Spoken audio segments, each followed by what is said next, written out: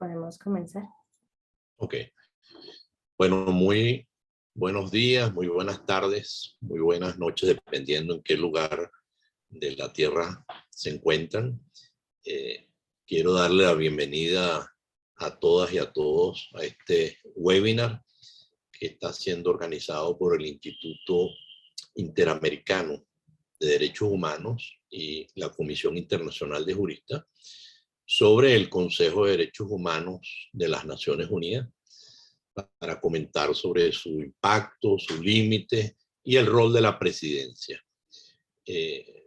Para ello contamos precisamente con la presidencia en persona en este momento, quien nos va a acompañar y sobre quien voy a hacer de inmediato algunos comentarios en la presentación del embajador Federico Villegas. Pero antes quiero decir que tanto para el Instituto Interamericano de Derechos Humanos, que es una organización regional y con oficinas subregionales encargado precisamente de promover la educación en materia de derechos humanos, de promover en general los derechos humanos, y con una historia, digamos, de varias décadas de trabajo y de lucha por los derechos humanos en el hemisferio americano, y con decenas de cursos para funcionarios, para organizaciones no gubernamentales, para defensores de derechos humanos, publicaciones.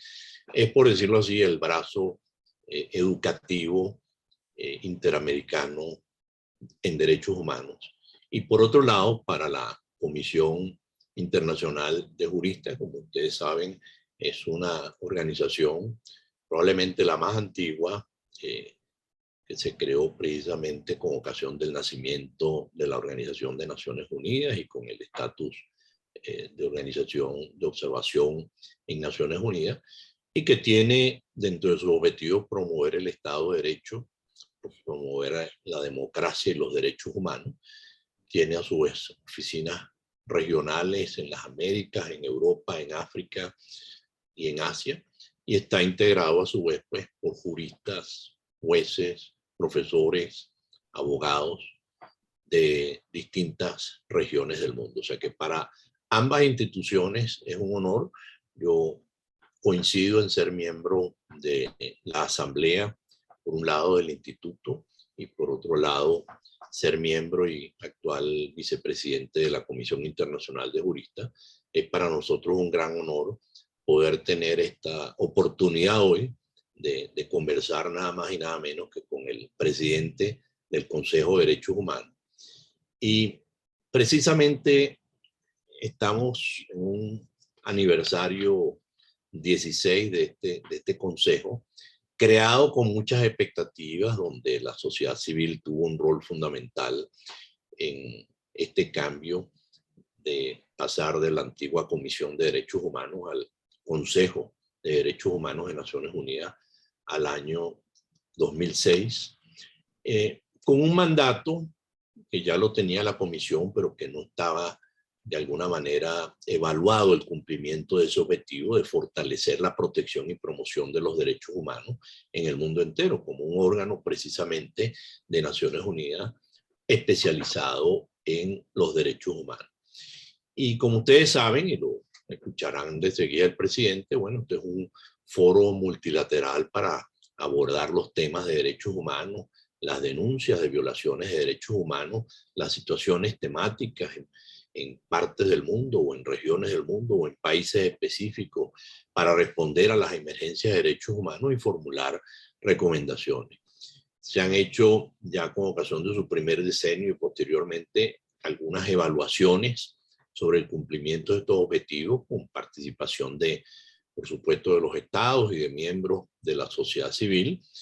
Y pues hay logros visibles, hay avances visibles, pero hay también respecto a algunas de las instituciones o mecanismos que pensamos que el Consejo iba a dar solución, como el peer review o el examen entre iguales, o por ejemplo los estándares de integración, son temas que la sociedad civil todavía pues está pendiente de ver que se cumplan esos objetivos. Consideramos que es un objetivo que aún no se ha logrado, pero que por otro lado el Consejo de Derechos Humanos ha logrado unos objetivos que hoy podremos visualizar nada más y nada menos que con su presidente a través precisamente de las resoluciones, de las respuestas a emergencia, de creaciones de mecanismos especiales, de todos esos mecanismos de procedimientos especiales, relatores, grupos de trabajo, y cuando le corresponde, pues nombramiento inclusive de integrantes de los comités que están establecidos en los convenios. Bueno, para ello tenemos un invitado de lujo hoy. Para ello tenemos nada más y nada menos que al embajador Federico Villegas, que es el actual representante permanente de Argentina ante los organismos internacionales de Ginebra, pero es el presidente de este 16º ciclo del Consejo de Derechos Humanos de las Naciones Unidas. Y el embajador Villegas, quien es un abogado diplomático de carrera en Argentina, que ingresó desde el año 93, ha tenido una carrera muy brillante y que ha destacado, incluyendo estos temas de precisamente derechos humanos. Ha estado ya en Ginebra en el 2020, luego de ser trasladado desde Mozambique, y con anterioridad en la Cancillería Argentina prestó funciones precisamente en la dirección de asuntos internacionales, nucleares y espaciales, y en 2 oportunidades ha sido director general de derechos humanos. O sea que es un diplomático vinculado con la materia de derechos humanos, que además ha liderado la delegación argentina en foros y organismos internacionales de derechos humanos. Pero además ha coordinado el proyecto de la Oficina de la Alta Comisionada para la elaboración de un primer plan nacional contra la discriminación y para el establecimiento de un centro de políticas públicas de derechos humanos del Mercosur y el Centro Internacional de Derechos Humanos UNESCO, ambos con sede en Argentina, además de haber dirigido otros proyectos en materia de cooperación internacional y alianza internacional, particularmente en materia de la memoria del Holocausto. En el exterior, además, tiene la experiencia de haber sido representante alterno en la Organización de Estados Americanos desde 1995. Allí nos conocimos personalmente, son ya muchos años de esta relación, aunque no nos vemos con la asiduidad que nos veíamos en esos años. Y precisamente coordinaba en esa época ya los temas de derechos humanos y cooperación internacional, además como representante alterno que ha sido en Mercosur y ALADI con posterioridad, coordinando precisamente temas sociales, políticos y de integración. Tiene una formación muy sólida, académica, es egresado cum laude de la Universidad de Georgetown con una maestría en estudios liberales, después se ha especializado en desarme en Estrasburgo, ha cursado en el Instituto Internacional de Derechos Humanos, en el New College of Law de la Universidad de Oxford, donde se da una maestría sobre la materia también, y cuenta con varias publicaciones sobre la materia, en materia de derechos humanos, desarme, seguridad. Y por supuesto, actualmente desempeña la función de presidente del Consejo de Derechos Humanos de Naciones Unidas hasta que termine el año, hasta el 31 de diciembre del 2022. Así que con todo este currículum, además, conociendo personalmente a nuestro invitado especial, el embajador Federico Villegas, para el día de hoy, tengo el gusto de pasarle la palabra para que haga su intervención. Después tendremos unos comentarios de parte de Carolina Villadiego de la Comisión Internacional de Juristas, y todo esto lo estará coordinando el doctor Eduardo Bertoni desde el Instituto Interamericano de Derechos Humanos en América del Sur, la oficina del Cono Sur. Bueno, sin más, apreciado embajador, le cedo la palabra y somos toda su atención. Muchas gracias. Muchas gracias, Carlos. Muchas gracias al Instituto, Eduardo, por la invitación. Y para mí siempre es un placer poder estar reunido con amigos y amigas de tantos años y siempre con la llama y con lo que llamo siempre el misterio de fe de los derechos humanos, porque todos los que estamos aquí hemos tomado ese misterio de fe de creer en la importancia de los derechos humanos y hoy más que nunca creo que necesitamos tener eventos de este tipo. Y gracias por toda la presentación. Eh, Voy a tratar de contarles un poco en qué estamos, qué hacemos en el Consejo, por qué es importante, cómo la presidencia funciona. Y comenzaría por brevemente decirles cuáles son los 3 roles más importantes que tiene el Consejo de Derechos Humanos. Si uno tiene que caracterizar, es el principal foro mundial creado por la comunidad internacional para la promoción y protección de los derechos humanos a nivel global. Ahora, cuando uno lo baja a desagregar los roles exactos, tiene 3 roles o 3 sombreros, como siempre digo, muy, muy claros. El primer sombrero es abordar la situación de derechos humanos en todos los países del mundo sin excepción. Y eso es el examen periódico universal, por el cual todos los 193 estados miembros de las Naciones Unidas tienen que poner periódicamente su situación de derechos humanos sobre la mesa y recibir comentarios, críticas, recomendaciones de otros estados, recibir el informe elaborado por organizaciones de la sociedad civil de ese estado e internacionales, y recibir el informe de los expertos independientes, relatores o la oficina de la alta comisionada sobre ese país. Ese es un sombrero, abordar el examen periódico universal, que es muy exitoso. Acabamos de terminar el 3er ciclo y en noviembre comenzamos de este año el 4º ciclo del examen periódico universal. Eso significa que por 4ª vez los 193 Estados miembros de las Naciones Unidas van a estar por 4ª vez poniendo cada uno de esos países su situación sobre la mesa. Después podemos ahondar sobre ese mecanismo. El segundo rol es abordar situaciones graves o urgentes que ameritan una observación especial por parte del Consejo. Y para eso tenemos distintos ítems de agenda, que uno es precisamente situaciones de derechos humanos que requieren la atención. Y eso claramente tiene que ver, cada año va variando en función de crisis que hay en distintas cuestiones, en distintos países, por distintas circunstancias.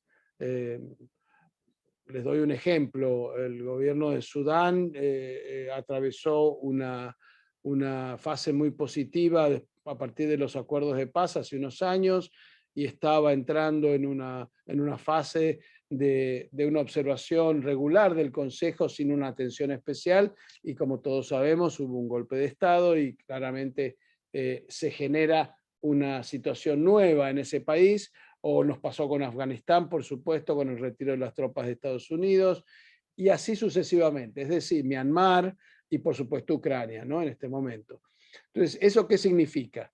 Que más allá de la regularidad de ver la situación de países, de todos los países, hay determinadas cuestiones que van a la atención y ahí se utilizan distintos mecanismos, resoluciones especiales, se establece un relator especial para ese país, se generan debates urgentes o sesiones de urgencia para abordar la temática. Y eso lo podemos ver en detalle también, esos mecanismos, cómo funcionan, porque hay una gran variedad. Hay un abanico muy grande de países que cooperan con estos mecanismos especiales que crea el Consejo para sus países y países que por supuesto los rechazan completamente y consideran que es injusto que el mecanismo, que el Consejo establezca algo contra la voluntad del propio país que está siendo observado. En ese abanico de 180 grados tenemos historias de todo tipo. Como presidente yo quiero que sean lo más cantidad posible de historias de éxito. ¿A qué me refiero de éxito?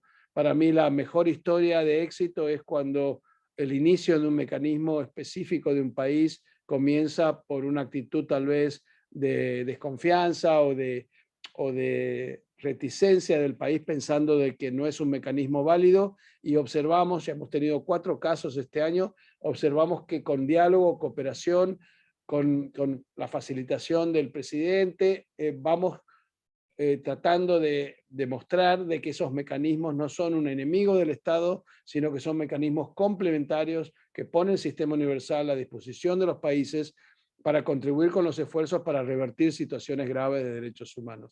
Y uno de los casos que para mí es paradigmático de este año, que me voy a llevar como un gran recuerdo, es el mecanismo, la comisión de expertos que designé, que es uno de los roles del presidente, designar los expertos, en el caso de Etiopía, por las masacres de Tigray, etcétera, y que comenzó con el gobierno de Etiopía estando en contra y votando en contra de la creación de este mecanismo con un grupo de países, pero que no tuvieron los votos suficientes. El mecanismo se aprobó, se estableció, y después de varios meses de conversaciones, finalmente en la última sesión el gobierno de Etiopía dijo que había tenido reticencias, pero que ahora estaba dispuesto a cooperar, y ya está organizándose la visita de ese grupo de expertos a Etiopía. Ese es un ejemplo de un caso que comienza con un rechazo y termina. Hay otros que siguen en el rechazo y no dejan que el mecanismo entre ni coopere por distintas razones. Los conocemos, el caso de Venezuela con la Fact-Finding Mission es un ejemplo claro. Y el tercer sombrero del Consejo, muy importante, el tercer rol, es el desarrollo progresivo del derecho internacional de los derechos humanos, nada más ni nada menos. Es decir, las normas y estándares que protegen los derechos humanos, que benefician a las futuras generaciones para que tengan sus derechos mejor protegidos que las de ahora y las del pasado. La usina jurídica mundial donde se desarrollan esos estándares es el Consejo de Derechos Humanos. Este es un rol que claramente lo tuvo la Comisión Interamericana, la Comisión de Derechos Humanos de Naciones Unidas, que funcionó durante 50 años, entre 1956 y 2006. En esos 50 años, la Comisión fue clave para el desarrollo progresivo de los derechos humanos y del derecho internacional. Llámese desaparición forzada de personas, prevención de la tortura, los grandes temas universales de derechos humanos, los distintos tratados que se generaron a partir de la Declaración Universal. En eso fue exitosa, y claramente el Consejo de Derechos Humanos continuó ese trabajo, y hoy, si vamos a ver cuál es la agenda de hoy de desarrollo progresivo de derecho internacional de los derechos humanos, abarca desde el tema del derecho humano al medio ambiente sano, sostenible, el derecho al medio ambiente limpio, sano, sostenible como un derecho humano que se aprobó el año pasado, el tema de cambio climático y su impacto en los derechos humanos, el tema de la digitalización y el acceso a la información con los derechos humanos. Por supuesto, estamos con el relator, el experto independiente sobre orientación sexual e identidad de género, que ustedes saben, ese es un ejemplo también muy paradigmático. Cuando yo venía aquí a trabajar como primer secretario junior diplomático a la comisión, entonces comisión, las negociaciones, las dos palabras orientación sexual no existían en ninguna resolución de las Naciones Unidas. Y cuando aquí en la comisión había un grupo de países como Argentina y otros que intentaban colocar en el mandato del relator de ejecuciones extrajudiciales, que es uno de los mandatos más significativos y paradigmáticos e importantes del Consejo, de la Comisión en ese momento, que sigue ahora, se pretendía que se colocara como parte del mandato verificar las ejecuciones extrajudiciales que hay en distintos países del mundo a personas por su orientación sexual.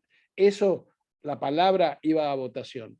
Hoy tenemos un experto independiente aprobado por el Consejo, que ya por tercera vez se renueva su mandato y que hace una verificación de la violencia contra las personas por su orientación sexual e identidad de género en todo el mundo, y informa públicamente y hace un seguimiento de ese tema.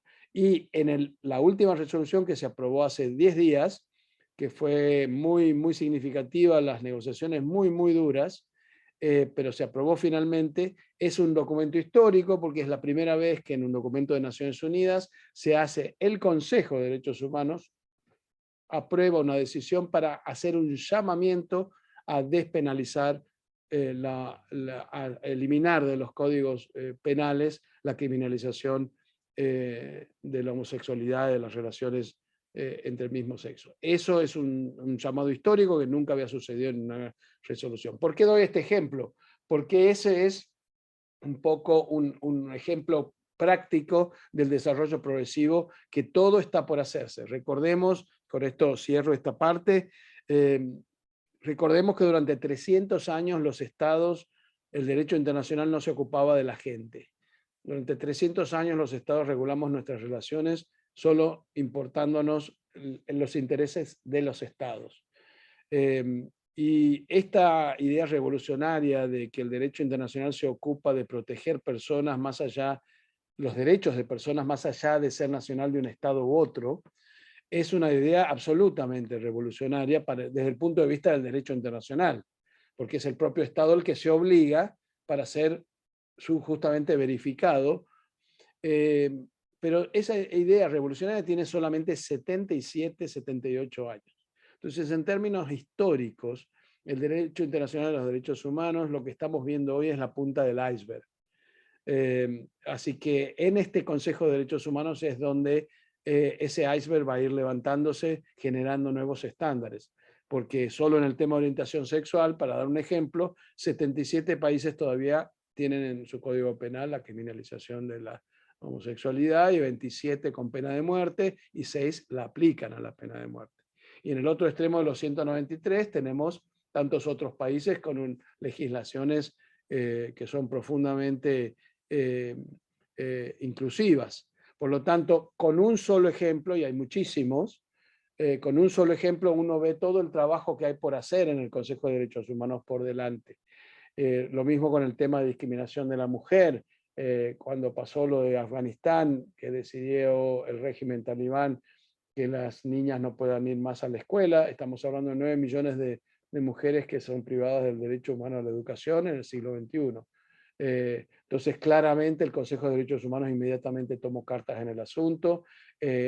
Aprobamos un relator especial que ya fue en 2 oportunidades allá. Tenemos la suerte de que es un relator que trabajó en otras épocas y conoce el régimen talibán y pudo tener acceso al país. Eso significa que es muy fluido el trabajo que hacemos, pero muy importante.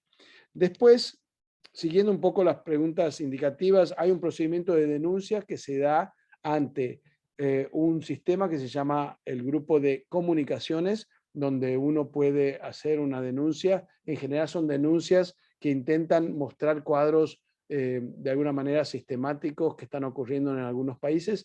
Ese es mecanismo que existía en la comisión, se utilizó muchísimo, muchísimo por parte de las víctimas de las dictaduras de América Latina, que utilizaban este mecanismo para generar una exigencia de información al Estado que era denunciado a partir de Ginebra, y eso al principio es confidencial y después el grupo de comunicaciones se lo envía al grupo de situaciones, que es el que hace público cuando hay una situación particular. Esto es público, si quieren consultarlo, está en el sitio del Alto Comisionado, está en la lista de situaciones que que han mandado el Consejo, que se han mandado al Consejo para prestar atención a partir de denuncias desde que se creó el Consejo. Está todo el listado de distintos países que han sido objeto de verificación. ¿Cómo se elige al presidente del Consejo? La principal función, se elige por consenso de los países. Antes de que yo fuera electo, lamentablemente tuvimos que votar la presidencia anterior. Fue la primera vez que se tuvo que votar para elegir un presidente, porque el mecanismo es que hay una rotación regional y cuando le toca a una región, esa región debe ponerse de acuerdo, intentar ponerse de acuerdo, perdón, en un candidato o candidata para que sea propuesto como presidente del Consejo en un año determinado. En el año anterior no hubo consenso dentro del grupo asiático. Hay un grupo, el grupo Asia-Pacífico, y en ese grupo no hubo un consenso. El candidato, la candidata era Fiji, y apareció un candidato compitiendo, nunca llegaron a tener un consenso y terminamos en el Consejo en pleno votando cuál de los dos era electo, y salió electo Fiji. En mi caso, yo tenía un desafío personal por lo entrañable que es para mí nuestra región, y la verdad que yo me negaba y no quería que fuera un presidente no propuesto por el consenso de mi región, de la región de América Latina y el Caribe, que ha sido una región tan constructiva en el sistema universal, con tanta historia común. Y tuve esa suerte que por consenso, a pesar de que ustedes saben, nuestra región está dividida, hay diferencias políticas fuertes y las había mucho más en el momento en que me tocó presentar la candidatura de Argentina, pero tuve la suerte que creo que entendieron que la posición de Argentina constructiva y equilibrada, pero firme al mismo tiempo, era una garantía de que la presidencia podía ser de esa manera, y todos los países de la región, aún los países que Argentina como país vota cuestiones que esos países no están contentos y que les gustaría otra posición de la República Argentina, aún esos países se avinieron y estuvieron de acuerdo en que la presidencia esté en la Argentina. Así que eso para mí es importante. Y por supuesto dirijo los debates como presidente, tengo que estar presidiendo todas las mesas de paneles que hay. Para que tengan una idea, en cada sesión abordamos 40 temas aproximadamente. Tenemos unos 25 expertos independientes que presentan sus informes con diálogos interactivos. Tenemos el examen periódico universal con un promedio de 12 países en cada sesión. Y abordamos los informes de la alta comisionada sobre los distintos países y sobre cuestiones particulares. Tengo que dirigir los debates, me manejo con 4 vicepresidentes que son excelentes y que yo puedo delegar en algunas ocasiones que presidan los trabajos, pero en la mayoría tengo que estar yo por reglamento, digamos, como es la aprobación de las negociaciones de las resoluciones.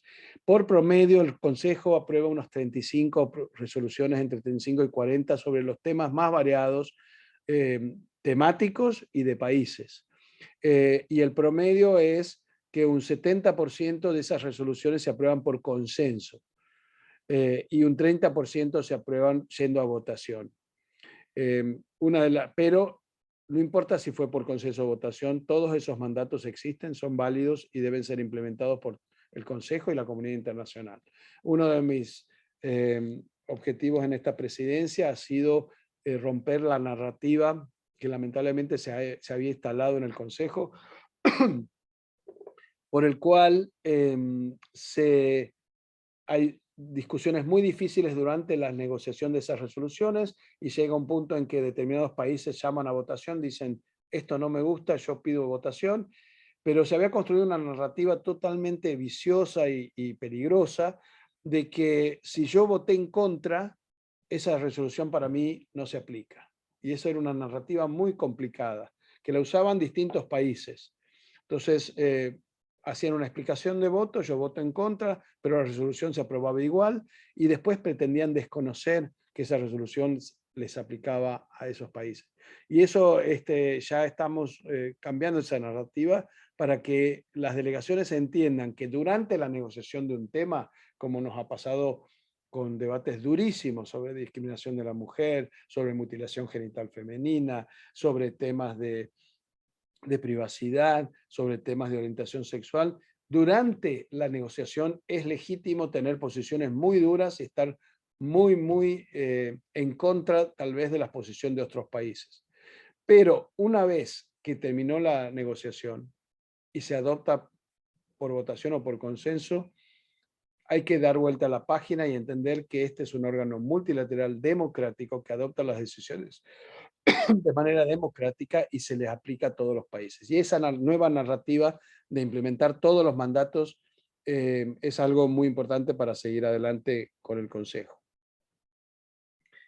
El impacto de un presidente latinoamericano, perdón, antes de eso hay otro tema que es lo que hace el presidente del Consejo detrás de escena. Por supuesto que tiene que ver con relaciones permanentes con los países de conocimiento, de autoridades y demás, pero una de las cosas más importantes es el tema de represalias. El tema de represalias tiene que ver con que lamentablemente hay países que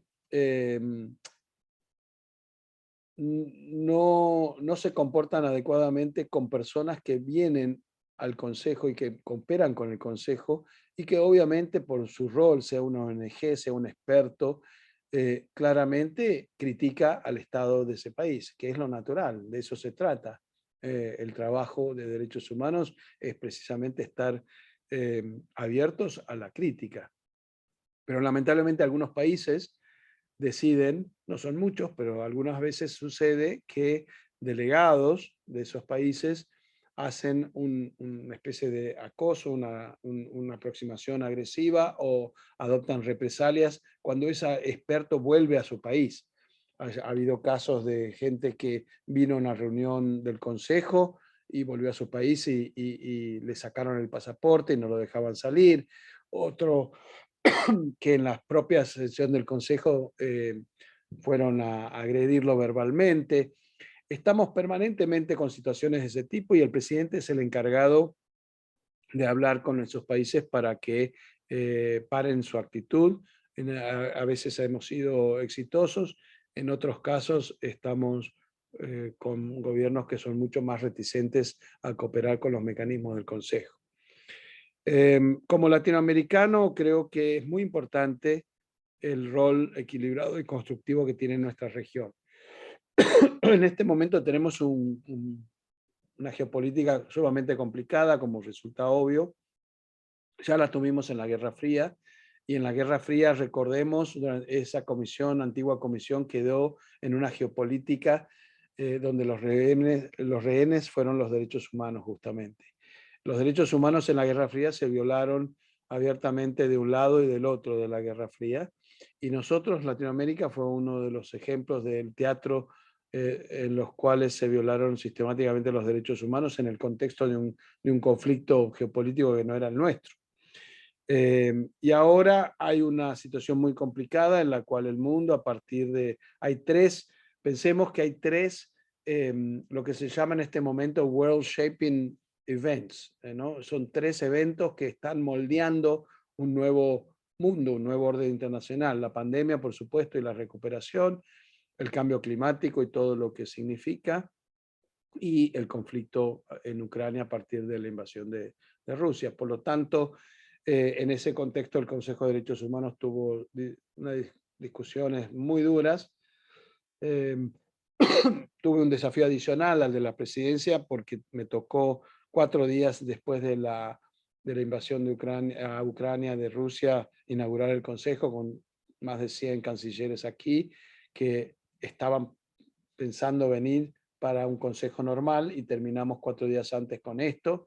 Por lo tanto, propuse y tuve el consenso de todos los países, no el consenso, tuvimos que ir a votación, pero ganamos la votación, de incluir el tema de Ucrania primero que cualquier otro tema. No podíamos tener una sesión normal del Consejo sin abordar este tema, y eso fue una sesión histórica porque aprobó la primera comisión de verificación de violaciones de derechos humanos y derecho internacional humanitario en la historia sobre un miembro permanente del Consejo de Seguridad. Es decir, para que tengan una idea, el día 24 de febrero, esa noche, se convoca al Consejo de Seguridad de Naciones Unidas, que presidía la Federación Rusa, y el Consejo de Seguridad de Naciones Unidas no pudo hacer nada y quedó bloqueado por el veto de la propia Federación Rusa que presidía el Consejo. Y eso fue la gran frustración del sistema internacional, naturalmente, que es lo que hoy está discutiéndose, la inacción del sistema que fue creado precisamente en la Carta para que esto no sucediera o prevenir, para que no sucediera o reaccionara cuando sucede. 4 días, 5 días después de que ese sistema entero colectivo creado por la comunidad internacional quedó bloqueado, el Consejo de Derechos Humanos, como no existe el veto, y siendo la Federación Rusa y Ucrania ambos miembros, pudo adoptar por una abrumadora mayoría de 32 votos a favor, solo 13 abstenciones y 2 votos en contra, 2 nada más, aprobó una condena, pero además la creación de un mecanismo de verificación que yo tuve que designar a los expertos. Designé a una experta de Bosnia y Herzegovina, un juez de Noruega y a Pablo de Graef, que seguramente muchos conocen, experto colombiano, que fue el primer relator de Memoria, Verdad y Justicia del Consejo. Por lo tanto, ese también es otro rol importante de la presidencia, que es abordar cómo encarar situaciones de grave urgencia, que es lo que nos tocó este año. Latinoamérica es una región sumamente constructiva, que yo he hablado mucho con los colegas latinoamericanos, porque hemos sido una de las regiones más constructivas en el desarrollo progresivo del derecho internacional aquí en Ginebra. Lo seguimos siendo. Si ustedes observan las dos resoluciones más difíciles, más negociadas, más profundas, eh, y que tenían el mayor riesgo de una regresión en estándares de derechos humanos, una, la renovación del experto de orientación sexual, y la otra, la discriminación contra las mujeres y niñas, las dos lideradas por países de América Latina. En una 7 países latinoamericanos, en otra Argentina, Chile y México. Entonces, eso es una demostración de solo eso, del rol que significa que puede y el potencial que tiene América Latina en la construcción del sistema universal. Habiendo 47 países de todas las regiones, grandes actores occidentales, africanos, asiáticos, fueron los países de América Latina los que pusieron, debatieron, defendieron los temas y lograron éxitos de no regresión, donde había un serio riesgo de regresión, por distintas razones que todos sabemos, porque no solo en países occidentales también estamos teniendo regresiones en derechos de la mujer, y eso impacta naturalmente en la geopolítica de otros países. Y un poco para ir finalizando, el examen periódico universal y las comisiones de investigación. Brevemente, la antigua comisión fracasó precisamente porque no existía un sistema como el examen periódico universal. ¿Qué significa esto? Esos 50 años de la comisión no se abordaba la situación de derechos humanos de todos los países. Se abordaba solamente la situación de algunos pocos países, entre 5 y 10 máximo. Nunca llegó a 10. En realidad eran entre 5, 6, 7. ¿Y quiénes eran esos países? Los países que en esa geopolítica de la Guerra Fría, un bloque o el otro intentaba poner sobre la mesa su situación como una parte de ese equilibrio de geopolítica. ¿Pero qué significaba? Que el sistema era profundamente injusto, porque todos los años se reunía la comisión en Ginebra para abordar la situación de derechos humanos en Cuba, para abordar la situación de derechos humanos en ese momento Djibouti y algunos otros países, y eran entre 5 y 6. Pero nunca se abordaba la situación de los derechos humanos de 187 países. Nunca. Y eso era un sistema profundamente injusto, naturalmente. Y ese examen periódico universal es lo que vino a cambiar cuando se creó el Consejo. Y eso significa que todos, sin excepción, tienen que poner su situación. ¿Cómo funciona? El Estado presenta un informe. Naturalmente los estados tendemos siempre a hacer autobombo, como decimos, y decir que todo está bastante bien y a admitir algunos problemas. En general es una tendencia de los estados a hacer un informe constructivo, positivo de sus políticas de derechos humanos, pero no nos quedamos, el examen no se hace con base en esa información.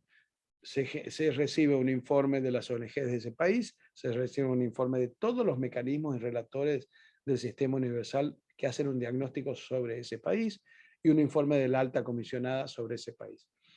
Y se arma un informe completo que se pone en un debate público donde hay una presentación oral y luego todos los estados, todos los 192, tienen derecho a pedir la palabra y hacer observaciones sobre lo que ese país dice que es su situación de derechos humanos y hacer recomendaciones concretas.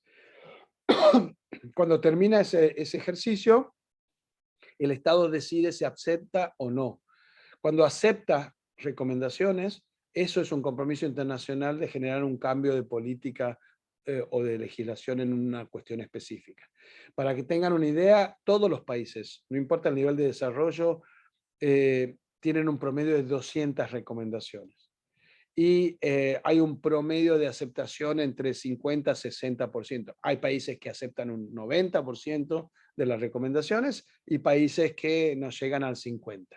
Pero el ejercicio, la dinámica de poder poner este debate público sobre una situación es lo que cambió y que es muy exitoso, porque a partir de eso, recordemos, las recomendaciones aceptadas significan una hoja de ruta de ese país de desarrollo con una perspectiva de derechos humanos, porque abordan las cuestiones de todo tipo, desde temas de niñez, temas de eh, acceso al agua, prevención de tortura, etcétera, etcétera. Todo esto es público y si les interesa un país en particular, los invito a que vean el informe de ese país, cuáles son las recomendaciones que ese país ha aceptado, porque ese es un compromiso internacional. Y por último, las comisiones especiales de investigación. Hay aproximadamente cinco mecanismos que son muy diferentes. Estamos en un ejercicio este año tratando de ver si podemos homogeneizar un poco los distintos mecanismos. Se fueron creando ad hoc a medida que generábamos situaciones. Tenemos relatores especiales temáticos y relatores especiales sobre país. Esos relatores son aprobados por el Consejo y son a partir de un comité consultivo que analiza presentaciones de candidatos y candidatas y me eleva al presidente, eleva una terna para que yo elija. Entonces, por ejemplo, en este momento yo no tengo la obligación de elegir el número 1, con fundamentación puedo decidir elegir el 2 o el 3.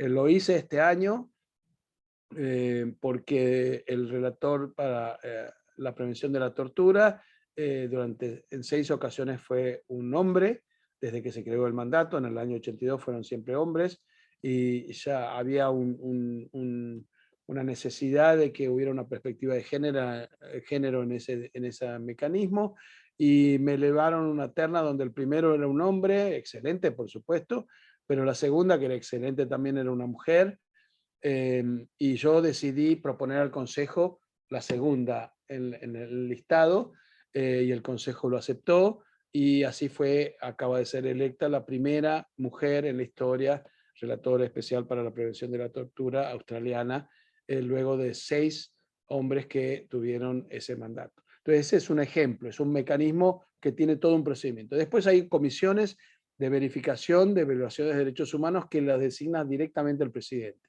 Me tocó hacerlo con Ucrania, los 3 de Ucrania. Yo no tuve un comité que me elevó una terna, yo tuve que salir a buscar candidatos y candidatas y recibir nombres y sugerencias.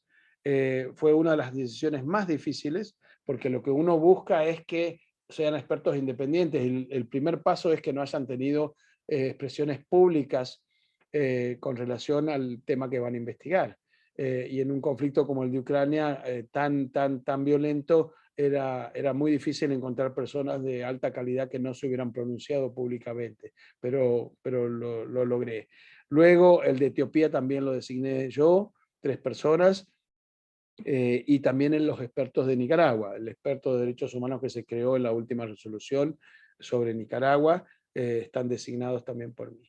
Después tenemos otros mecanismos que son misión de verificación de los hechos o fact-finding mission. Ese es el nombre que tiene el caso de Venezuela, por ejemplo. Después tenemos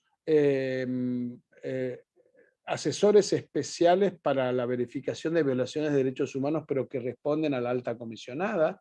Es un mecanismo diferente, donde lo designa la alta comisionada directamente. Ese es el caso de Sudán, con Adama Dieng, que fue designado directamente por Michelle Bachelet para verificar la situación de derechos humanos en Sudán. Entonces, estos son los distintos mecanismos, todos tienen el mismo objetivo: rendición de cuentas, investigación de los hechos independiente e información regular al Consejo. Paro aquí porque tendría mucho más para charlar, pero así abrimos el piso. Cumplí en la media hora que me dijeron. Gracias. Muchas gracias, Federico. Soy Eduardo Bertoni, el representante de la Oficina Regional para América del Sur del Instituto Interamericano de Derechos Humanos. De nuevo, el agradecimiento al embajador Villegas Beltrán por su tiempo, sobre todo lo encontramos siendo presidente del Consejo, así que sabemos de la carga de trabajo que tienen y estamos muy agradecidos de que haya podido dar esta visión, esta explicación del Consejo. Para empezar el debate y romper el hielo, Carolina Villadiego de la Comisión Internacional de Juristas va a hacer algunos comentarios. Volveré al embajador Villegas para que reaccione frente a los comentarios, si le parece, y luego tenemos algunas preguntas que ya están surgiendo entre quienes nos están siguiendo. Me gustaría presentar a mi colega de la Comisión Internacional de Juristas, Carolina Villadiego. Es abogada colombiana de la Universidad de los Andes, tiene una maestría en Derecho de la Universidad George Washington en Estados Unidos y una maestría en Ciencias Políticas y Sociología de la Facultad Latinoamericana de Ciencias Sociales, Flaxo. Actualmente es asesora legal para América Latina de la Comisión Internacional de Juristas. Trabajó en varias instituciones, entre ellas la Defensoría del Pueblo de Colombia, el Centro de Estudio de Justicia de las Américas, CEJA, y el Centro de Estudio de Derecho, Justicia y Sociedad de Colombia, de Justicia, una prestigiosa ONG colombiana. Su experiencia profesional se ha centrado en investigar el funcionamiento de los sistemas de justicia y su conexión con los derechos humanos en América Latina, y en desarrollar estrategias de incidencia en estos campos. Así que bueno, Carolina, tus comentarios a lo que acabamos de escuchar, tus preguntas, como para iniciar este conversatorio, y luego, como decía, seguiremos con otras preguntas también que nos puedan hacer llegar. Insto a los que nos están escuchando a ello también. Gracias, Carolina. Buenas tardes y buenas noches, dependiendo de donde estén ubicados. Gracias, Eduardo. Yo quiero hacer algunos comentarios a partir de la exposición del embajador Villegas, en especial respecto de la importancia de la participación de la sociedad civil en el Consejo de Derechos Humanos y en los diferentes mecanismos que tiene el Consejo. Esto teniendo en cuenta que, como el embajador ha mencionado, el Consejo de Derechos Humanos tiene gran relevancia para el avance en los cumplimientos de los derechos humanos en los estados, pero también para evidenciar la grave situación de derechos humanos que varios países atraviesan. Entonces, desde esa perspectiva, dado que el Consejo promueve y protege los derechos humanos, pero también enfrenta situaciones de violaciones de derechos humanos y formula recomendaciones a los estados, el rol de la sociedad civil es fundamental para presentar información concreta al Consejo y a los otros estados, pero también para retroalimentar, equilibrar y contrastar la información que presentan los estados. Desde ese punto de vista, quiero mencionar primero lo fundamental que es la participación en el examen periódico universal, EPU, como lo ha señalado el embajador Villegas, y para eso varios aspectos centrales que quiero mencionar es, primero, que la sociedad civil tiene la capacidad o la posibilidad de presentar información concreta y específica, y que tiene la posibilidad de brindar bastante información en temas específicos. Como la situación de derechos humanos es tan compleja en muchos países y la sociedad civil organizada tiene trabajo específico, por ejemplo, en temas de niñez, en temas laborales, en temas de violencia basada en género, en otros temas, lo que se puede hacer es articular la presentación de toda esa información frente al Consejo de Derechos Humanos para contrastar. Hemos visto cómo, como mencionó el embajador, los estados tienden en algunas ocasiones a presentar su información de manera más positiva, pero el contraste de la información y el equilibrio de la información con la sociedad civil es lo que le permite realmente a los estados y al mundo en general balancear y validar lo que pasa en los países. Hay algunas situaciones que además no son muy evidenciadas, debido a que a veces se lleva un poco más la imagen algunas graves violaciones, pero otras situaciones son muy importantes para avanzar y que son menos visibilizadas. Por ejemplo, aquí se ha mencionado antes la importancia de avanzar en la discriminación, en superar la discriminación basada en género y en la participación también de niños y niñas. Por eso, digamos, el rol de la sociedad civil en el EPU es fundamental. El EPU es, como se conoce, el examen periódico universal. Desde ese punto de vista también para la sociedad civil es muy importante conocer las recomendaciones que los estados han adoptado y hacerle seguimiento, porque al final es la sociedad civil también la que permite hacer el seguimiento al cumplimiento de esas recomendaciones y por eso es tan central. Quiero mencionar otro espacio donde la participación de la sociedad civil es relevante.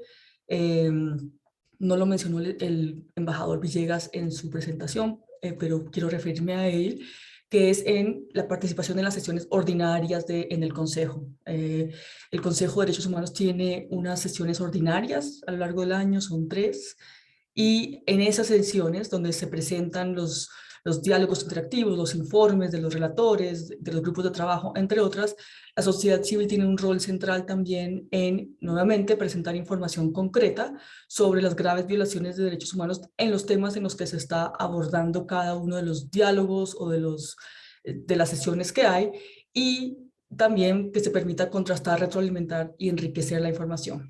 Desde ese punto de vista, para nosotros es fundamental que la participación amplia de la sociedad civil, y en un momento en el que pareciera que hay un cierre del espacio cívico en muchos países, un tema central a conversar con el presidente es la posibilidad de ampliar y fortalecer la participación de la sociedad civil, sobre todo teniendo en cuenta también que en algunas ocasiones el tiempo es reducido frente a la participación de la sociedad civil, y eso es importante conversarlo, claro, entendiendo la cantidad de sociedad civil que hay en el mundo, pero que se permita una voz de la sociedad civil que sea amplia, sobre todo en un momento en el que hay un cierre del espacio cívico.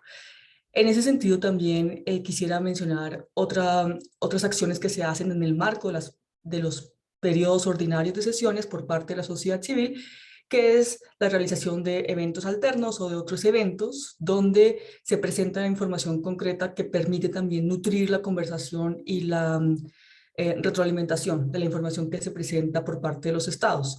Desde ese punto de vista, por ejemplo, en algunos de esos eventos, cuando se amplía la voz de la sociedad civil que no tiene estatus consultivo ante el Consejo, es importante para poder tener mayor información concreta, particularmente de organizaciones que están en muchas ocasiones en el terreno y que pueden analizar de primera mano las situaciones que están pasando en cada uno de los países. La sociedad civil también tiene un rol fundamental en brindar apoyo valioso a la redacción de las resoluciones y al apoyo de los países que lideran las resoluciones, nutriendo con información concreta y también mostrando la importancia de los estándares internacionales de derechos humanos y el avance de estos estándares en estas resoluciones. Quiero mencionar 2 espacios adicionales donde creo que la participación de la sociedad civil es fundamental.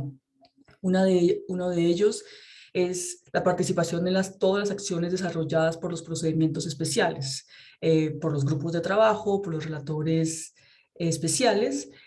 ¿En qué tipo de participación, a qué tipo de participación me refiero? Me refiero principalmente a brindar información en los cuestionarios que lanzan los relatores especiales, apoyar y brindar información a las visitas que hacen los relatores con información concreta sobre la situación de cada país y sobre la situación temática, pero también un rol importante de la sociedad civil es difundir los informes de los expertos y las recomendaciones. Esto es muy importante porque en muchos de estos informes y documentos se establecen recomendaciones específicas para avanzar en la garantía de los derechos humanos en el mundo.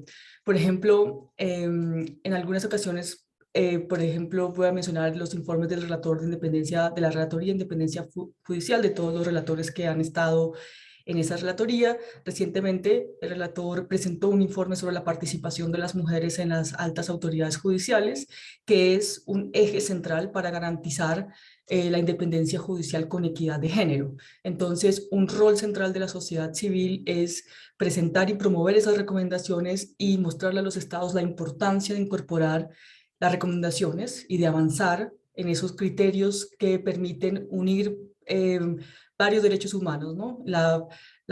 Fomentar que se acabe la discriminación contra la mujer, fomentar la independencia judicial y que haya paridad. Eso solo por dar un ejemplo específico.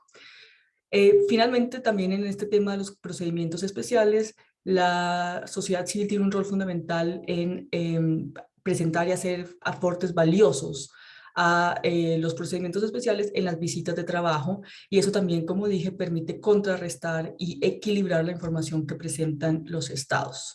Finalmente, quiero mencionar un tema central donde es fundamental la participación de la sociedad civil, que es la interactuación con las comisiones de investigación y las misiones de determinación de los hechos.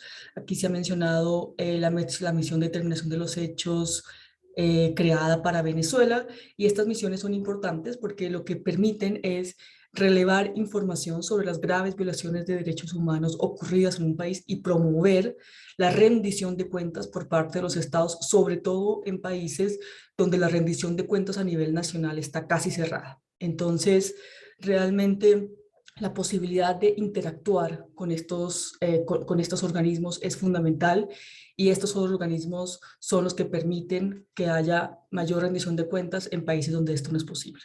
En suma, y para cerrar un poco esta intervención inicial, diría lo siguiente. En primer lugar, el Consejo de Derechos Humanos es un espacio muy importante para la incidencia por parte de la sociedad civil, y también para que la sociedad civil pueda brindar información de calidad sobre las situaciones de derechos humanos que ocurren en los países. Y esto permite nutrir el debate y que haya una información balanceada frente a la situación que presentan los estados.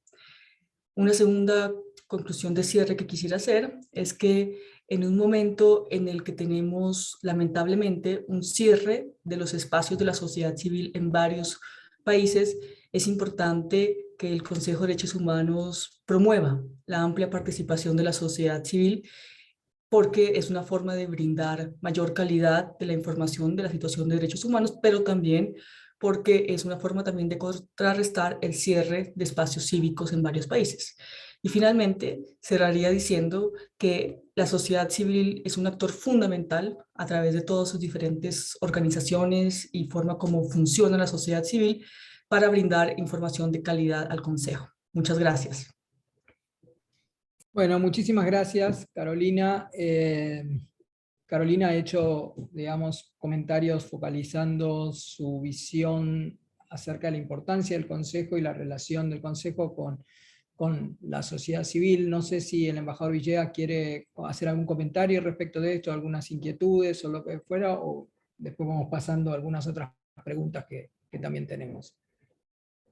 Sí, me parece interesante aportar algunas cosas. Muchísimas gracias, Carolina, por toda tu información. Claramente no existiría un Consejo de Derechos Humanos si no fuera por la sociedad civil.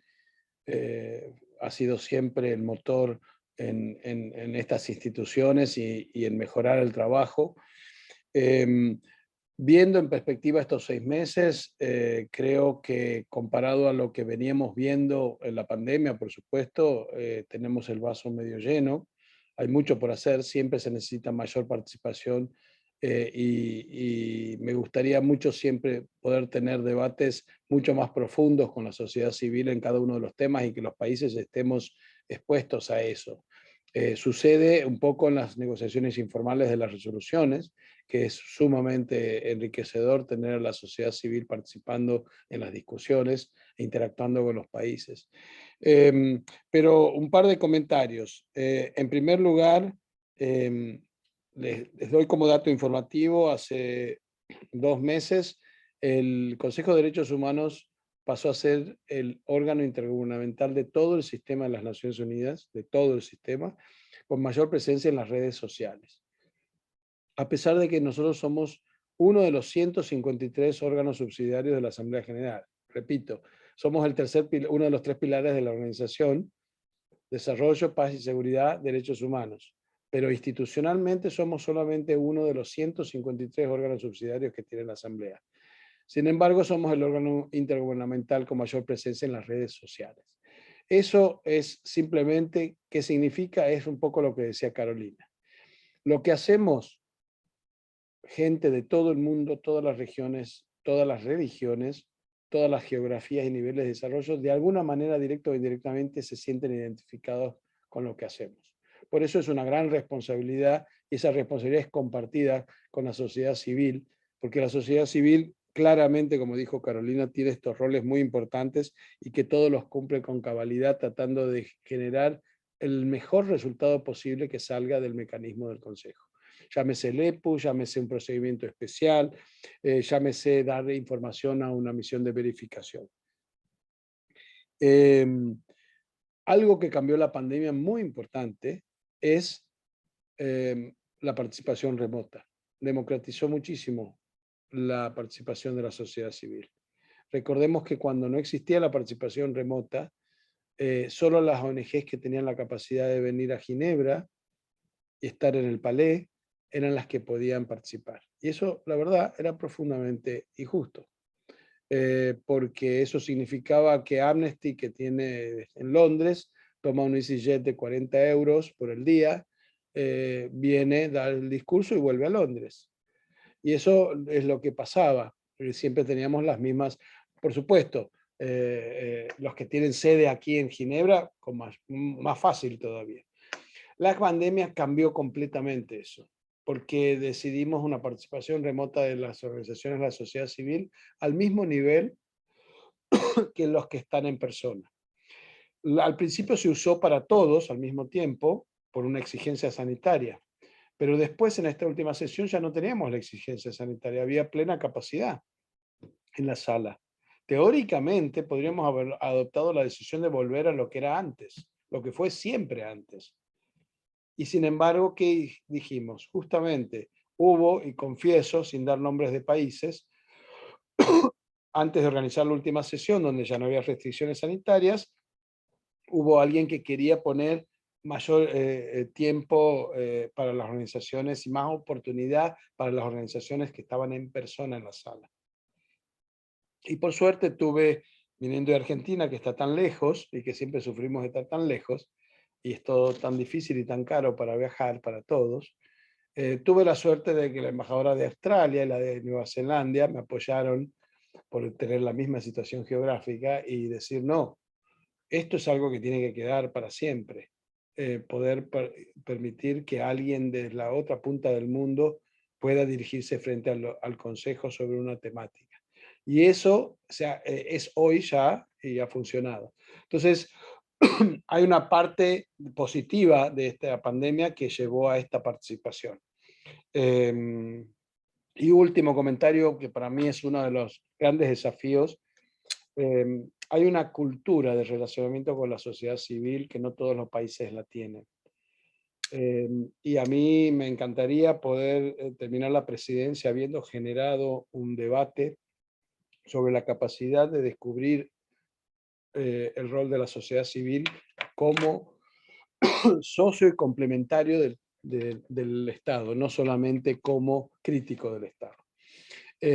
La sociedad civil, las ONGs en los países con dictaduras y violaciones sistemáticas, como nos pasó en América Latina, claramente estuvieron de la vereda del otro lado del Estado. Así nacieron, era claramente, no tenían cómo cooperar y al contrario, si eran consideradas terroristas por el Estado, claramente no había un espacio. Pero en democracia cambiamos. Y el tema es que la sociedad civil, en países, al menos yo hablo del caso de Argentina, tiene 2 sombreros y todos respetamos esos 2 sombreros y estamos acostumbrados a lidiar con esos 2 sombreros. Yo tengo a una organización muy importante de Argentina que a la mañana, y esto me ha pasado muchísimo con amigos en común que tenemos con los que están aquí conectados.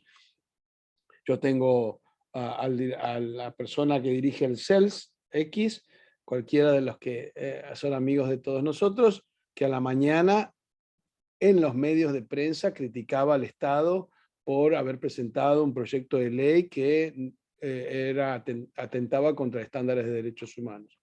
En los medios, en programas de televisión. Esa misma persona venía a la tarde a mi oficina de director de derechos humanos y se sentaba, se arremangaba y juntos analizábamos la reglamentación de la ley de migraciones. Nunca me voy a olvidar. O sea, un trabajo complementario con la sociedad civil para generar una legislación, una política pública. Ahora, a mí me parecía absolutamente natural, como argentino director de derechos humanos, tener una persona que criticaba a la mañana en los medios, tal vez al propio presidente o al Congreso o al partido de gobierno, pero esa persona venía en la tarde a la Cancillería a trabajar con el gobierno en el otro sombrero de complementariedad. Y eso es un poco lo que le falta descubrir a un montón de países. Yo les diría, hay un grupo grande de países. Y parte de estas fricciones con la sociedad civil es por esa cultura que nunca se ha dado en cambiar de manera exponencial en el Consejo. Así que uno de mis propósitos de esta presidencia es mostrar ejemplos del sur donde la sociedad civil puede tener esos dos sombreros y trabajar cuando tiene que marcar la cancha y criticar al Estado lo hace, y cuando tiene que trabajar con el Estado también lo hace. Gracias. Muchas gracias, Federico. Bueno, tenemos algunas preguntas y tenemos un poquito de tiempo todavía. Voy a cambiar el orden porque justamente una de las cuestiones se relaciona mucho con lo último que estuvieron conversando entre vos y Carolina, que es justamente cómo participa la sociedad civil, o sea, cómo llega la sociedad civil a participar con el Consejo, porque tal vez muchos de los que nos escuchan conocen cómo se hace, pero este video que está siendo grabado puede ser también en función de lo que son los objetivos de nuestro instituto de promoción, capacitación y difusión, contar un poco cómo se acerca una organización de la sociedad civil que quiere interactuar con el Consejo. Y teniendo la ventaja de tenerte hoy entre nosotros, que cuentes un poco también cómo es la cuestión práctica, de cuando son presenciales, dónde se hacen las reuniones, cómo son las salas. Quienes tuvimos la oportunidad de ir lo conocemos, pero quiénes están sentados en la sala, dónde se sienta la sociedad civil, quién le da la palabra, un poco la dinámica, y vos siendo presidente, ahora sos el encargado, un poco el director de orquesta de todo esto. Entonces, una de las preguntas es eso, una cuestión más, te diría, bien práctica de cómo se puede trabajar con el Consejo en esta visión tuya extremadamente importante de trabajar con las organizaciones de la sociedad civil. Sí, en la práctica nosotros funcionamos en el Palais de Nación. Hay una sala que es la sala del Consejo de Derechos Humanos, que la habrán visto en las fotos, una sala muy especial, muy famosa por el tipo de sala, del techo, de las esculturas que tiene. Es nuestra sala, la sala del Consejo. Y ahí se sientan primero los estados, hay un podio con el presidente, por supuesto, donde está la alta comisionada, la secretaría, y hay un primer hemiciclo, digamos, de estados miembros, los 47 estados miembros del Consejo. ¿Por qué están sentados adelante? Porque, bueno, son los que pueden votar. Los estados observadores, los otros 130 y tantos estados son observadores. Esos están en un segundo hemiciclo. En ese segundo hemiciclo están los estados observadores. Junto con los estados observadores hay un espacio para la sociedad civil, que claramente en las épocas de mucha gente no hay para que estén sentadas todas al mismo tiempo, una al lado de otra. Lo que hay son espacios donde cuando les toca hablar, la persona le cede el espacio a la sociedad civil que le toca hablar en ese momento, y si ya habló, se retira de ese espacio, para poder tener un intercambio. Ahora, ¿cómo se llega a participar? En el Consejo tenemos la mayor participación de la sociedad civil en cualquier otro órgano de Naciones Unidas. No hay ningún órgano de Naciones Unidas que tenga una participación directa de acceso permanente a la sociedad. ¿Qué significa esto? Yo estuve en Nueva York hace poco, en el edificio de Nueva York de Naciones Unidas. Para cada sesión, la sociedad civil, aún si tiene un estatus consultivo ante el ECOSOC, que ahora me voy a detener en esto, tiene que pedir una acreditación para la reunión puntual en Nueva York. O sea, tiene que ir para la sesión X del grupo tal, ir y hacer un proceso de acreditación para cada reunión. El único lugar en todo el sistema de Naciones Unidas donde las organizaciones no gubernamentales tienen están acá acreditadas, tienen una tarjeta de identificación permanente para entrar libremente al Palais de Nación, a la sede de Naciones Unidas, los 365 días del año, es en Ginebra. Entonces, ahí hay un grupo de organizaciones que tienen esa entrada y salida permanente, que por supuesto van a esta reunión. Después, hay otro grupo de organizaciones que hacen el esfuerzo en esas 3 sesiones que mencionaba Carolina, de venir para hacer su planteo. Y ahí tienen que pasar por el estatus consultivo del Consejo Económico y Social de Naciones Unidas, que es el registro que todos los años se agregan organizaciones no gubernamentales que piden el estatus consultivo para poder participar en todas las acciones de Naciones Unidas. Pero hay otro dato interesante que me pasó como presidente, que tuve mis fricciones con algunos países que justamente, porque hay países que no les gusta la participación de la sociedad civil y tratan elegantemente de restringirla cuando pueden. Y uno de los temas que me ha pasado reiteradamente este año, en 4 oportunidades, es que hay una instancia de las sesiones donde no se requiere estatus consultivo para participar como sociedad civil, que son los diálogos interactivos y los paneles temáticos. Entonces, cuando uno hace un diálogo interactivo o un panel temático, hay los estados miembros que hablan, los estados observadores hablan después y después la sociedad civil. Pero en esos diálogos interactivos o paneles temáticos puede haber una víctima que se dirige al Consejo. Y eso da una fluidez y una oportunidad enorme.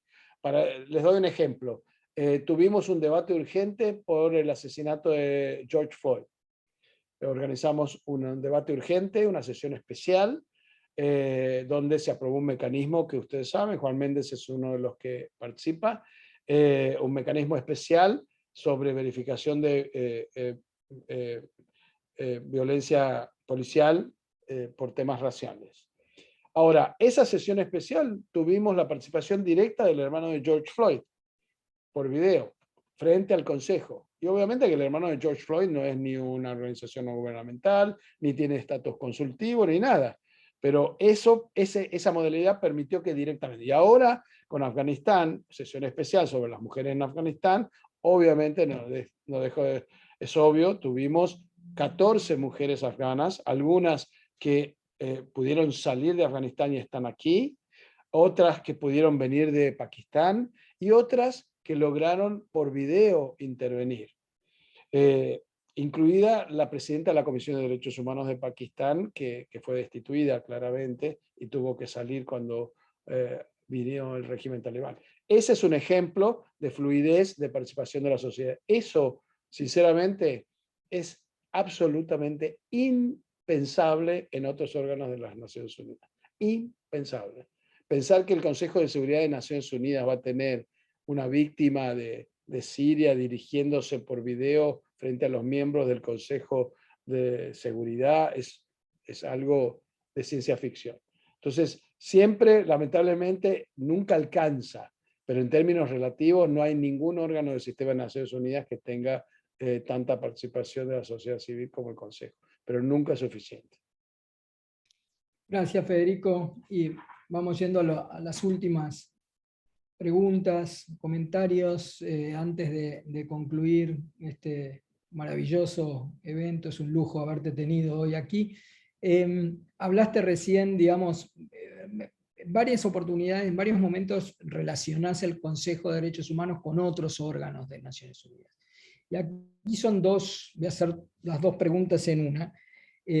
Una que interesa saber es cuál es la relación del Consejo con la Oficina del Alta Comisionada, o sea, institucionalmente, en el diseño institucional, cómo se relaciona como si fuera, te pedimos una pequeña clase de Derecho Internacional Público, sobre cómo está relacionado, porque para muchos es complejo entender el sistema de Naciones Unidas en el ámbito de la protección de los derechos humanos. Siempre en las clases digo que es mucho más sencillo el sistema interamericano.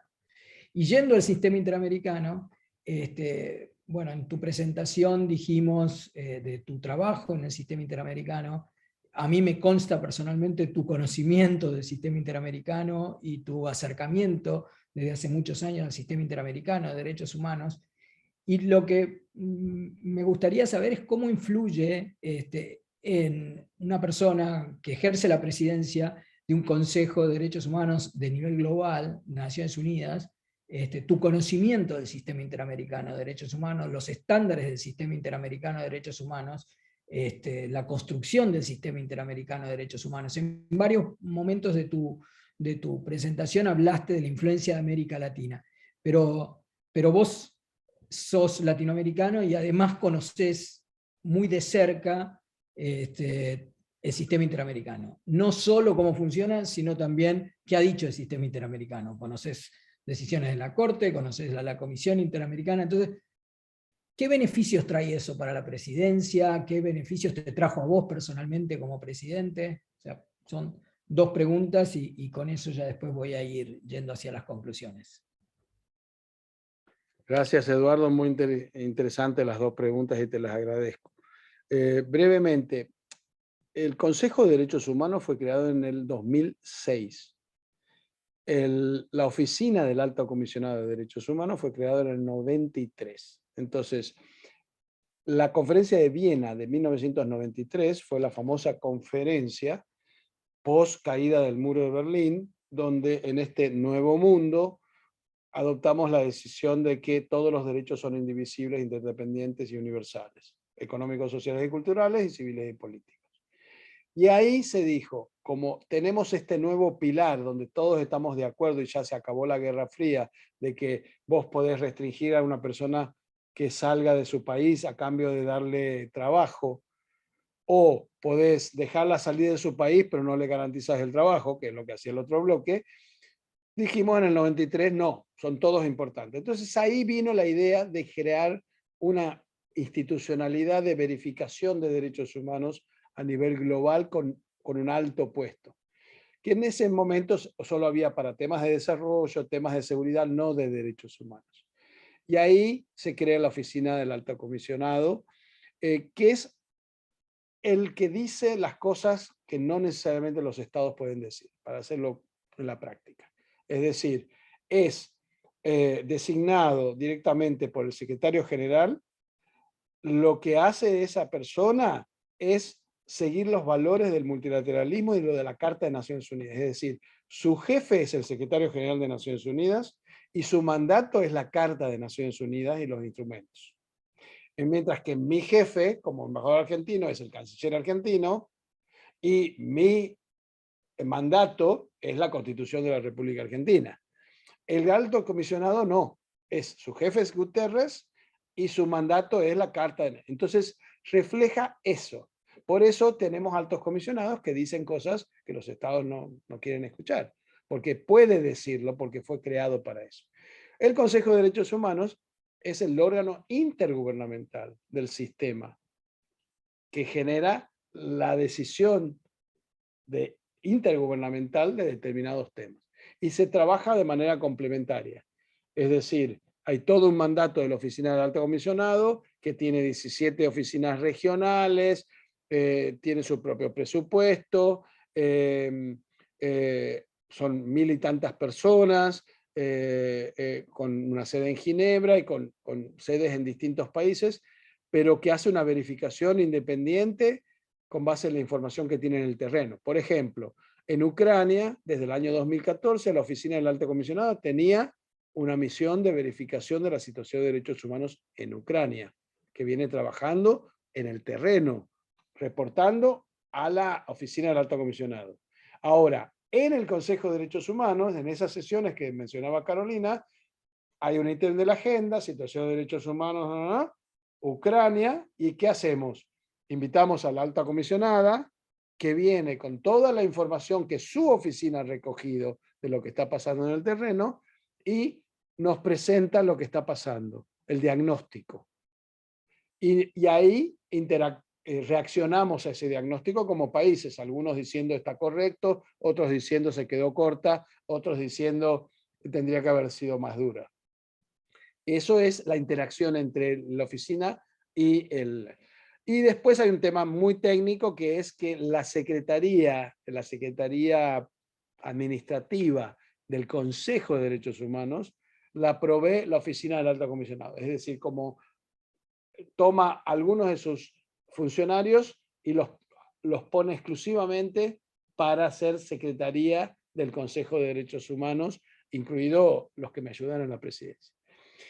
Sobre el segundo tema, el sistema, bueno, para mí, cuando yo veo estos 6 meses, ha influido enormemente, pero enormemente en varias cosas. Primero, en ver lo triste que era una América Latina dividida, que nos había llevado, y no lo hemos revertido todavía, pero lo estamos revirtiendo, creo, sinceramente, nos había llevado a estar ausentes de los principales debates por la división interna que teníamos en la región.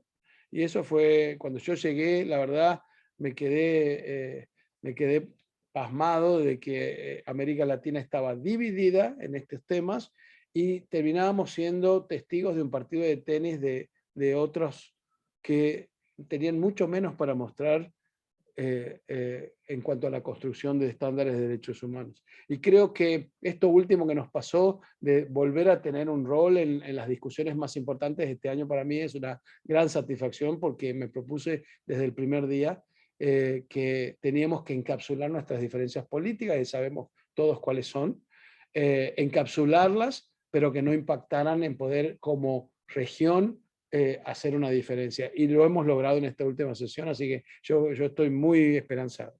Ahora, desde lo jurídico-político es fascinante cuando uno empieza a ver los dos mecanismos. Porque, por ejemplo,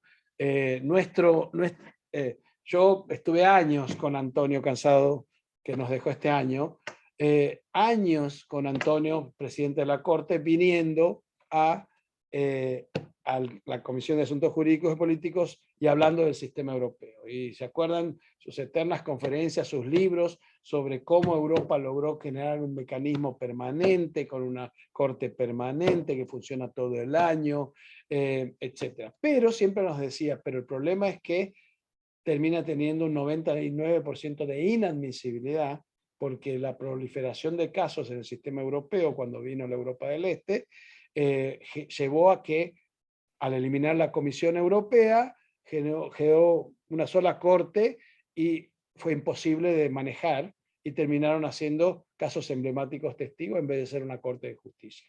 Entonces, Antonio siempre nos enseñaba y nos mostraba los pros y los cons de los dos sistemas. Ahora, cuando me di cuenta de lo importantísimo que es nuestro sistema, no solo por haberlo vivido de adentro, pero cuando Rusia sale del Consejo de Europa. Ustedes piensen esto. Nosotros tenemos nuestro sistema con los tres círculos, ¿no? Los que ratificaron el pacto y reconocieron la jurisdicción de la Corte. Los que ratificaron el pacto pero no reconocieron la jurisdicción, y los que no ratificaron el pacto, ¿no es cierto? Pero tenemos nuestra declaración americana. Y con nuestra declaración americana, la Comisión Interamericana, en función de la Carta de la OEA, puede verificar en todos la situación. Fíjense, para ver en términos relativos el valor de nuestro sistema. Rusia entró al Consejo de Europa con la caída del muro. Ratificó convención, etcétera, etcétera. En el año 96 decidió hacer una moratoria de pena de muerte, que hasta el día de hoy la está cumpliendo, solo por haber entrado al Consejo de Europa. Tuvo que garantizar un lugar para la marcha de orgullo Pride gay. ¿Por qué? Por una decisión de la Corte Europea. Ahora, ¿saben qué? Acaba de salir del Consejo de Europa. Y a partir del 16 de septiembre de este año, la Corte Europea de Derechos Humanos no puede ni tramitar ninguna denuncia que provenga de la Federación Rusa. porque ya se cumplen los 6 meses, etcétera, etcétera.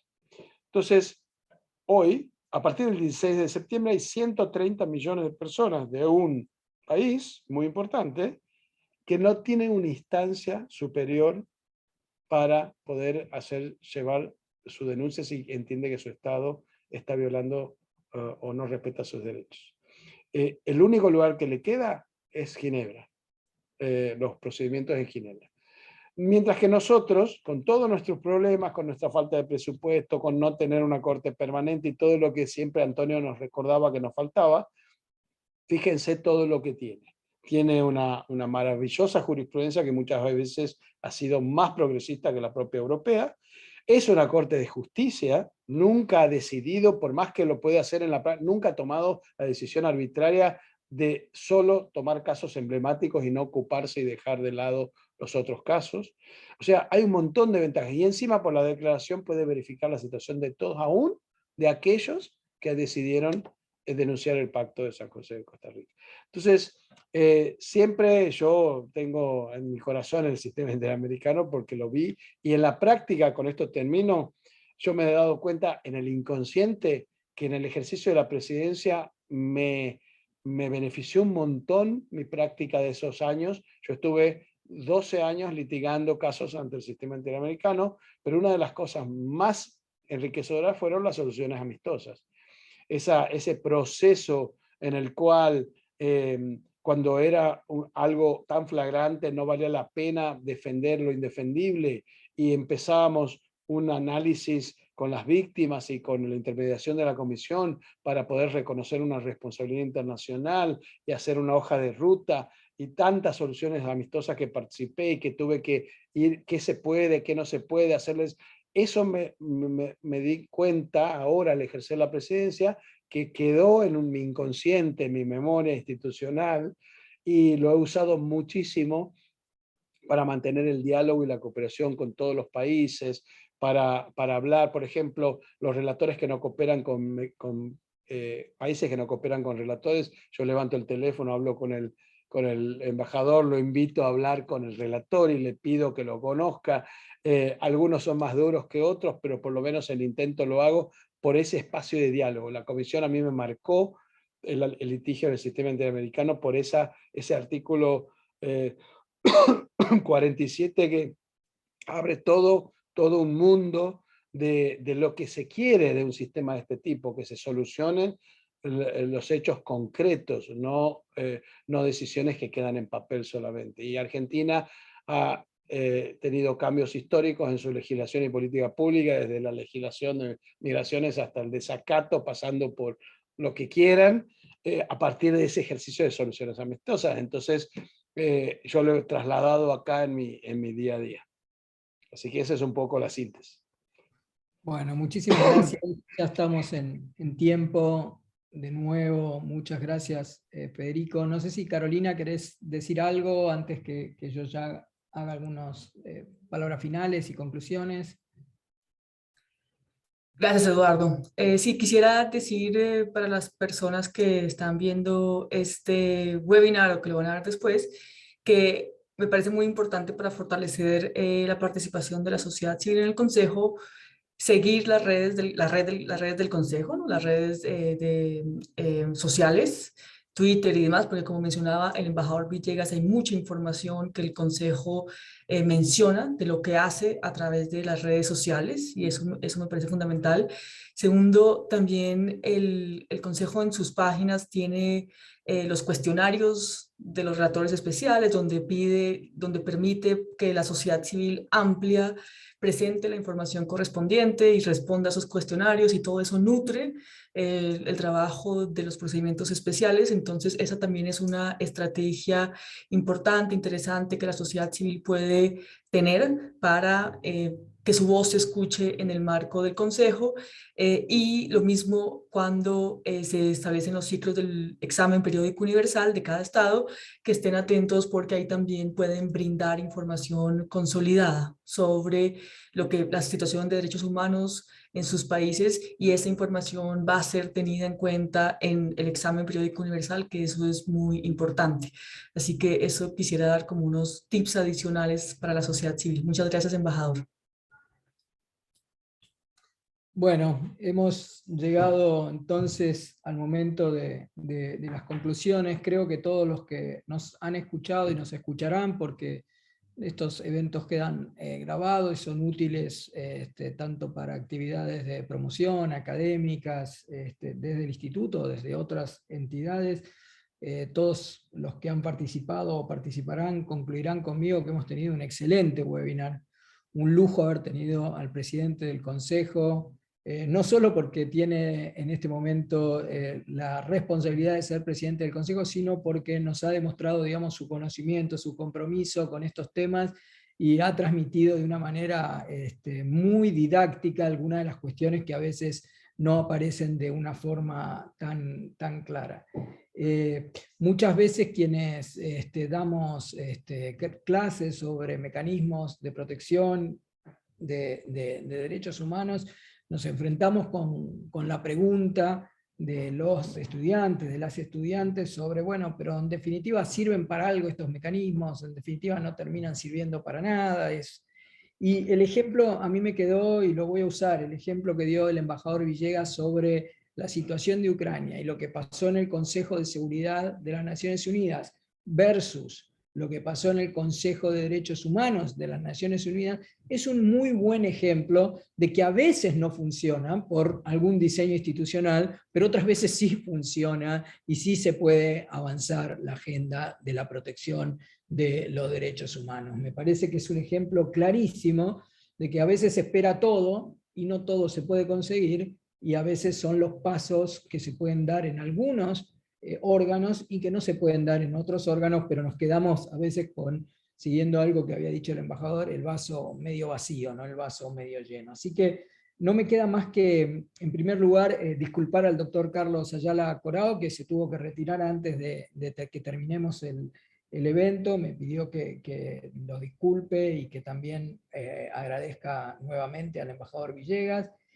Convocarlos a que sigan estos webinars que organizamos desde la Oficina Regional para América del Sur del Instituto Interamericano, los futuros y los pasados.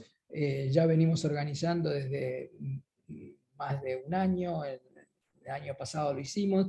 Una de las cosas que también dejó la pandemia a un costo alto, pero en definitiva un beneficio, de la misma manera que explicaba el embajador la posibilidad de que las ONGs concurran al Consejo, bueno, la posibilidad de que nos hayamos acostumbrado a organizar estos eventos de manera virtual, que de ninguna manera lo hubiéramos podido organizar por razones de tiempo, económicas y demás, de manera presencial. Tenerlo al embajador en la sede de nuestro instituto en Costa Rica o en la oficina regional de Montevideo hubiera sido muy complicado. Pero sin embargo hemos tenido la posibilidad de estar juntos debatiendo un tema muy importante. Así que sigan los trabajos tanto de la Comisión Internacional de Juristas, los webinars que organizamos desde la Oficina Regional para América del Sur del Instituto. Muy agradecidos, creo que hemos tenido un gran webinar y seguramente seguiremos en contacto. Sin más, me despido de todos y todas. Gracias de nuevo. Muchas gracias. Nos vemos en el próximo evento.